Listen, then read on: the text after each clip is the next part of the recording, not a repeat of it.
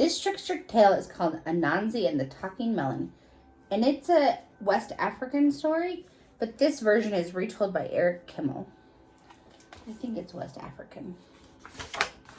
Maybe just African. We'll see if it tells us. But Anansi is a famous trickster. One fine morning, Anansi the spider sat high up in the thorn tree looking down into Elephant's garden.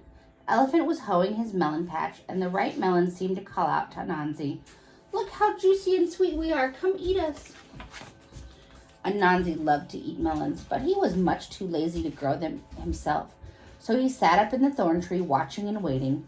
While the sun rose high in the sky, the day grew warm. By the time noon came, it was too hot to work. Elephant put down his hoe and went inside his house to take a nap. Here was the moment Anansi had been waiting for. He broke off a thorn and dropped down to the melon patch. He used the thorn to bore a hole in the biggest, ripest melon. Anansi squeezed inside and started eating. He ate and ate until he was round as a berry. "I'm full," Anansi said at last. "Elephant will be coming back soon. It's time to go." But when he tried to squeeze through the hole, Anansi had a surprise. He didn't fit. The hole was big enough for a thin spider, but it was much too small for a fat one. "I'm stuck," Anansi cried. "I can't get out. I will have to wait until I'm thin again."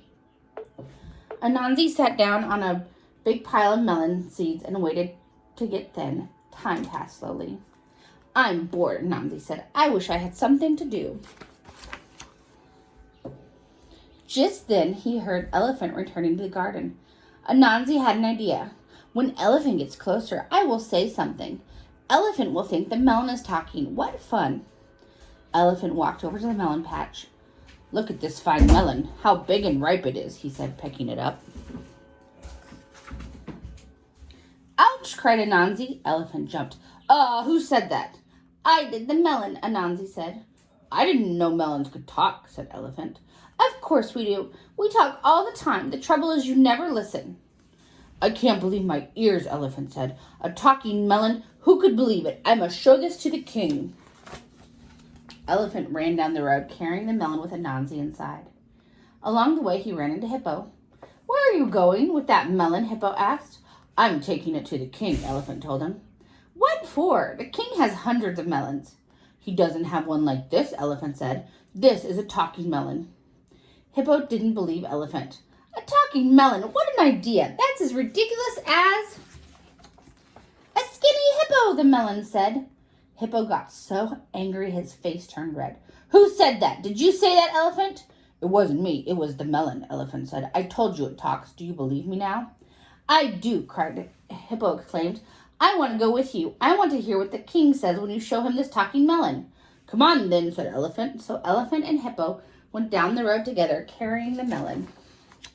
By and by they ran into Warthog. "Where are you taking that melon?" Warthog asked. "We're taking it to the king," Elephant and Hippo told him. "What for? The king has hundreds of melons," Warthog said. "He doesn't have one like this," Hippo replied. "This melon talks. I heard it." Warthog started to laugh. "A talking melon? Why, that's as ridiculous as—" "A handsome warthog," said the melon. Oh, can you see Anansi down there in the hole? Warthog got so angry he shook all over. "Who said that? Did you say that, Elephant? Did you say that, Hippo?" "Of course not," Hippo and Elephant told him. "The melon talks. Do you believe us now?" "I do," cried Warthog. Let me go with you. I want to see what the king does when you show him this talking melon." So Warthog, Elephant, and Hippo went down the road together carrying the melon. Along the way they met Ostrich, Rhino, and Turtle. They didn't believe the melon could talk either until they heard it talk for themselves. Then they wanted to come along too. The animals came before the king. Elephant bowed as he placed the melon at the king's feet. The king looked down. "Why did you bring me this melon?" he asked Elephant. "I have hundreds of melons growing in my garden." "You don't have one like this," Elephant said. "This melon talks." "A talking melon? I don't believe it. Say something, melon." The king prodded the melon with his foot. The melon said nothing. "Melon," the king said in a slightly louder voice, "there is no reason to be shy. Say whatever you like. I only want to hear you talk." The melon still said nothing. The king grew impatient. Melon, if you can talk, I want you to say something. I command you to speak. The melon did not make a sound. The king gave up. Oh, this is a stupid melon, he said. Just then the melon spoke. Stupid am I? Why do you say that? I'm not the one who talks to melons. The animals had never seen the king so angry. How dare this melon insult me, he shouted. The king picked up the melon and hurled it as far as he could. The melon bounced and rolled all the way to Elephant's house. Kapoom! It smacked into the thorn tree and burst into pieces.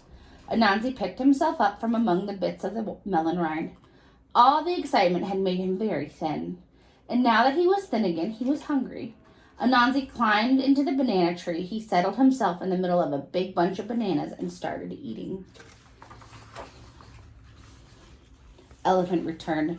He went straight to the melon patch. You melons got me in trouble with the king, Elephant said. From now on, you can talk all you like. I'm not going to listen to a word you say. Good for you, Elephant, Anansi called from the bananas. We bananas should have warned you. Talking melons are nothing but trouble. Do you think that Elephant fell for Anansi's trick again? That he was pretending to be talking from the melons?